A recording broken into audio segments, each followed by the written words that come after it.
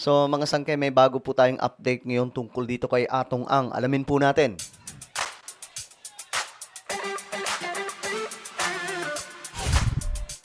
Magandang oras po sa inyong lahat. Actually, ang dami pong balita ngayong araw, no? Mga sangkay, si Tevis, na-acquit mga sangkay sa mga kaso.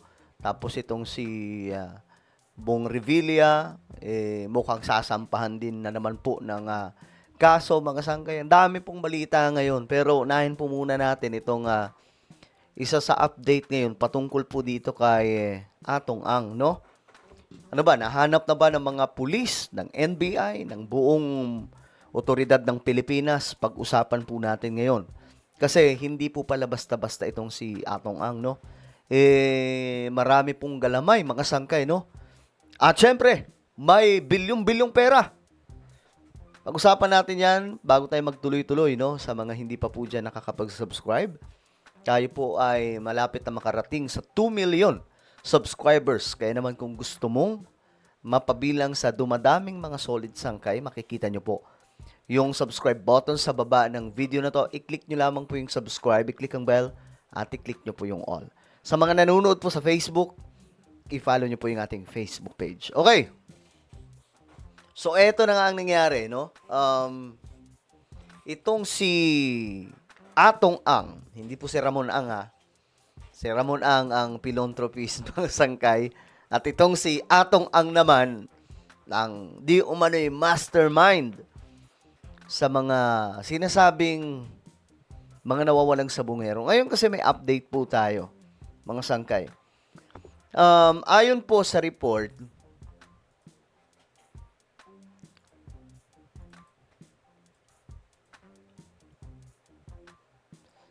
ayan, may bago daw pong arrest warrant laban po kay Atong Ang. Naglabas ng warrant of arrest ang Regional Trial Court Branch 13 sa Lipa City laban sa negosyanteng si Atong Ang at 20 na individual. Ganon din po mga sangkay yung mga kaso. So, matatandaan, ito lamang mga sangkay noong January 14, nauna na nga pong naglabas ng warrant of arrest itong Laguna, Santa Cruz, Laguna Regional Trial Court, Branch 26. So, ngayon mga sangkay, mayroon pong patong sa ulo ni Atong Ang na 10 million reward. Pero, sabi pa nga ng iba, bakit 10 million lang? Napakayaman ng taong to, bilyonaryo, kahit triplihin pa niya yan, mga sangkay, maliit pa po. Kahit sabihin pa po natin na gawin na nilang 100 million, bayaran niya itong mga bounty hunter na pwedeng naghahanap sa kanya ngayon, mga sangkay. Kasi may patong na po eh. So, may mga nagsasabi na nasa ibang bansa na daw po siya ngayon. At, ayun na nga po, mga sangkay, ewan ko lang kung totoo yun. Kasi wala pa daw po record na lumabas. Pero pwede daw pong backdoor ang ginawa nitong si Atong Ang. Pero eto mga sangkay, ang balita. Kasi mahirap po talagang hanapin yung taong nagtatago ngayon eh. 'Di ba? At mapera mga sangkay, hindi po basta-basta. Ewan ko bakit hindi din nabantayan ng gobyerno, no? Ngayon, ayon po dito, mga sangkay, si Ramon Tulfo nagsalita about po dito. Ayon po sa kanya, isang kakilala kong abogado ang nagsuhestyon na kumpiskahin o i-freeze ang lahat ng pera sa bangko at ari-arian ng bilyonaryong negosyanteng si Atong Ang. Bakit, mga sangkay? Ito yung reason.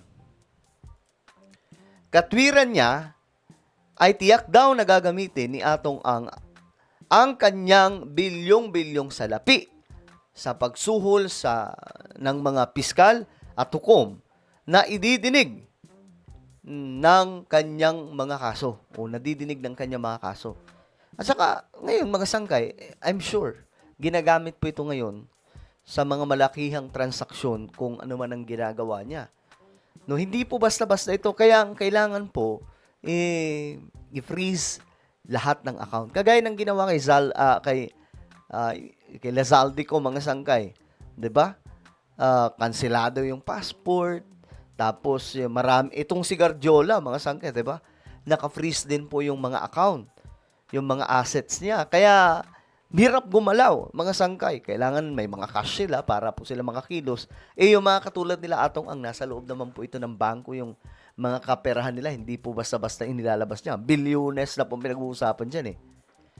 Kaya daw natagalan ang pag-issue sa kanya ng warrant of arrest ay dahil nasuhulan yung mga nag-iimbestiga at pamilya ng mga biktima upang di na magsampa ng kaso. Kita nyo yan, mga sangkay? Kita nyo? Talagang gamitan po yan ng estratehiya ngayon. At ito na yun. Ewan ko, paano pa nila hahagilapin ito, mga sangkay, kung ganito pala ka makapangyarihan. Dito kasi sa Pilipinas, sabi ni Ramon Tulfo, ay natatapalan daw ang mga hukom ng pera. Aniya. Guys, hindi na rin po ito bago, mga sangkay. Kasi nga po, di ba nga, isiniwalat din po ito ni Rimulya. Ayon po kay Ombudsman Rimulya, may malaking corruption din daw po sa justice system natin. Kasi nga po, marami daw po dyan nasusuhulan, nababayaran para baliktarin yung kung anumang desisyon, mga abogado, mga judge, mga sangkay, at marami pa pong iba. At nakakalungkot, no, na parang ang sistema sa ating bansa ay balot ng korupsyon na matagal na pong nangyayari. Ayaw mo dito, kung ako ang tatanungin, sabi po ni Ramon Tulfo, mabuti kung mahuhuli pa si Atong Ang. Tiyak na wala na siya sa bansa at nailipat na niya ang kanyang pera sa mga bansa na magbibigay sa kanya ng asylum. Yun ang problema. Kasi mabagal eh. Ang problema din, mga sangkay, sa totoo lang, gobyerno din po natin eh. Sariling sistema po ng hustisya sa Pilipinas at government po natin, no, na hindi man lang po na naunahan sana, no, na i-freeze yung account habang dinidinig yung kaso. Kasi ayun na eh, mga sangkay, 'di ba? Siya na po yung prime suspect eh. Mastermind. Dapat, nung time pa lang na yon, freeze na po yung account. Kaya nga po, di ba, kita nyo sila Harry Roque, sila Zaldico, asan ngayon? Di ba, mga sangkay, sobrang, kita nyo, ngayon, ang daming nangyayari na mga kababalagan sa mga kaso-kaso, no? Totoo talaga yung kanta na kapag ka ikaw talagang nasa tuktok, no? Nandun po yung nandun yung grasya eh. Pambihira, pero pansamantalang grasya. Lahat naman po tayo paano, mga sangkay, taharap po tayo sa white throne judgment ng ating Panginoong Diyos. At lahat po tayo uhuhusgahan ayon sa gawa, mga sangkay natin. So, kung ano man ang ginawa natin sa mundong ibabaw, pansamantala lang yan eh. Mabuhay tayo sa mundo 80 years old, 80 years of age, 100 years. Napakaiksi lamang po niyan, mga sangkay. At ang pinakamatindi dito yung eternidad, no? In the future, after pumamatay ng isang tao, haharap ka sa Diyos. Ang mahirap po dito, totoo naman po talaga na may impyerno at langit, mga sangkay. Hindi po yan biro, no? Hell is real. Kaya nga po, mga sangkay, habang nasa mundong ibabaw tayo, may chance tayo na magbagong buhay. Ayusin natin yung mga ginawa natin nang sa ganun. Pag humarap tayo sa ating Panginoon, bagamat hindi po tayo perpekto, at least masasabi ng Diyos na ito nagsikap tong maging matapat sa akin. At ayusin, magbagong buhay at sumunod sa aking kalooban. 'Di ba? Ngayon sabi dito, bago pa man nasampahan si Atong ng kaso, ay labas balik ng bansa ang kanyang mga kamag-anak na maaaring nagbibit-bit ng maraming pera. So, ganun talaga. Maraming pera, mga sangkay. 'Di ba? Nakala natin na yung mga napapanood po natin sa mga movie or mga palabas, Batang Quiapo, mga sangkay, kahalintulad nito, 'di ba? Ililipat yung pera. Ang bihira, yung mga pelikula sumasalamin sa tunay na buhay, mga sangkay. So ngayon, ang tanong dito, nasaan na po si Atong ang negosyanteng ito? Matinik. Kakayanin kaya ng NBI, ng buong gobyerno ni Ferdinand Bongbong Marcos Jr. ito? Kasi dapat mga sangkay noon pa po ito.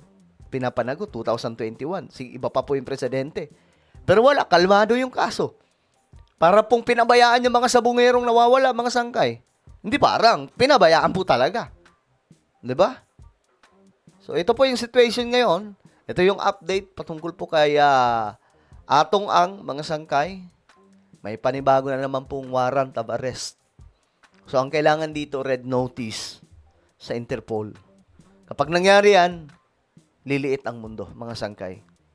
Well, ano po ang inyong opinion? Comment down below. Meron po tayong YouTube channel, Sangkay Revelation. Hanapin nyo po ito ngayon sa YouTube. Kapag nakita nyo na, i-click nyo po yung subscribe, i-click ang bell, at i-click nyo po yung all. Ako na po ay magpapaalam. Mag-iingat pong lahat.